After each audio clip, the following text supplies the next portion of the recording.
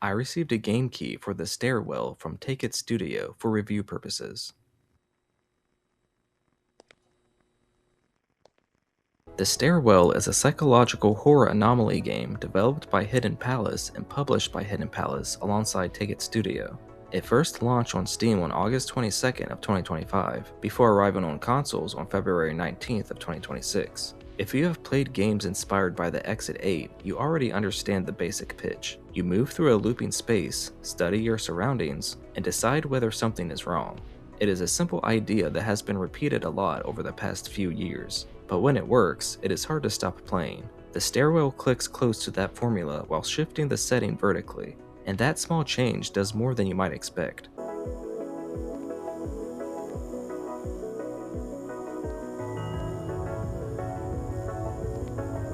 You step into the role of a security guard on your first day in a building designed by an unknown architect. The structure makes no logical sense, with an enormous stairwell that seems to stretch forever in both directions. Your assignment is straightforward.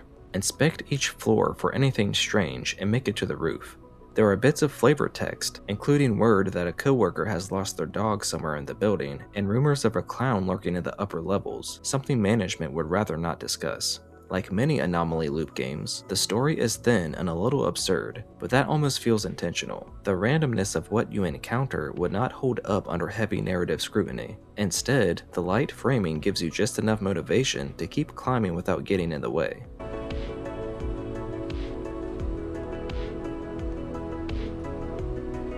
The structure of the game is clean and easy to grasp. You begin on floor 1, which acts as your baseline. A man sits on a bench. There are framed pictures on the wall, a fish tank, doors, windows, lights, gas canisters, and a security camera. You study this layout carefully because it is a reference point for everything that follows. When you climb to the next floor, the game starts testing you. If everything matches the original layout, you continue upward. If something feels off, you turn around and head back down. A correct choice moves you forward. A mistake sends you all the way back to floor 1.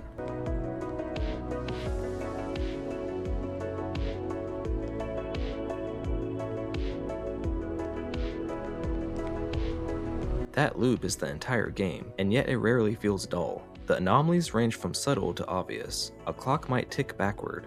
A doorknob could become a hand. A statue may appear to follow you with its gaze. The light on a security camera might change from green to red. And yes, the clown can show up when you least expect it. Some changes are immediate and unsettling. Others are so small that you second guess yourself. That hesitation is where the tension lives. You start to wonder whether you are overthinking it or about to lose 10 minutes of progress.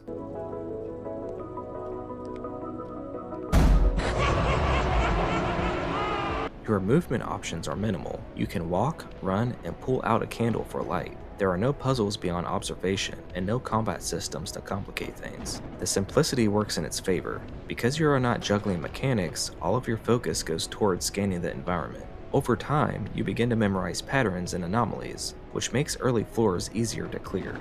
The game counters that familiarity with scale and variety. There are over 50 anomalies spread across different difficulty levels, and after each successful run, you can see how many you still have not encountered. Unseen anomalies are weighted to appear more often, which keeps replays interesting.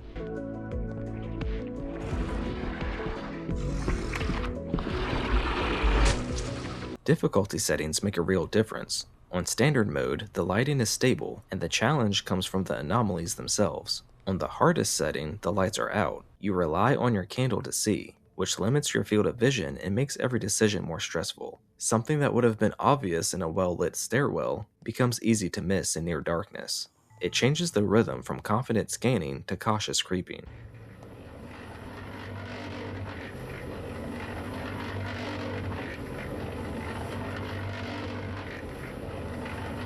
Visually, the game is solid without being remarkable. The stairwell has a glossy floor that reflects light in a pleasing way, and the sense of vertical scale is effective when you peer over the railing and see the same floors repeating into the distance. At the same time, many of the assets feel slightly mismatched and a bit goofy. The bench, the fish tank, the wall art, and various props do not always look like they belong in the same building. Strangely, that awkwardness fits the tone. Anomaly games often thrive on spaces that feel just slightly artificial, and the stairwell leans into that unease.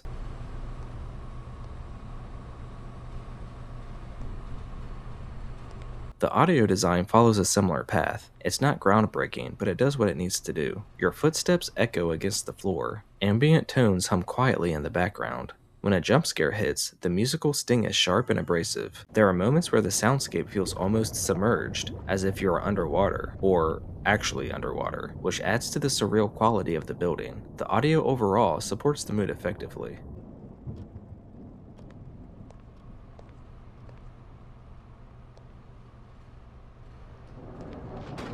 What ultimately sets the Stairwell apart is its vertical focus. Many Anomaly games take place in flat hallways, subway platforms, apartments, or museums. By building everything around a towering stairwell, the game creates more interesting sightlines and spatial tricks. Looking up or down and seeing endless repetition adds a layer of scale that a straight corridor cannot replicate. That extra dimension opens the door for creative anomalies that play with height, distance, and perspective.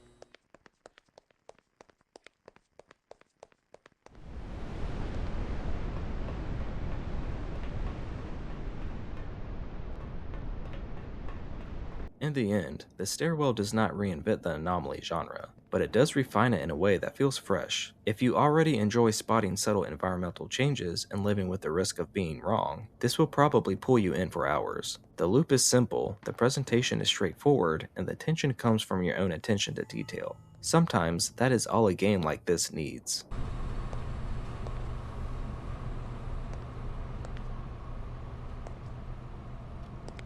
I give the Stairwell a 6 out of 10.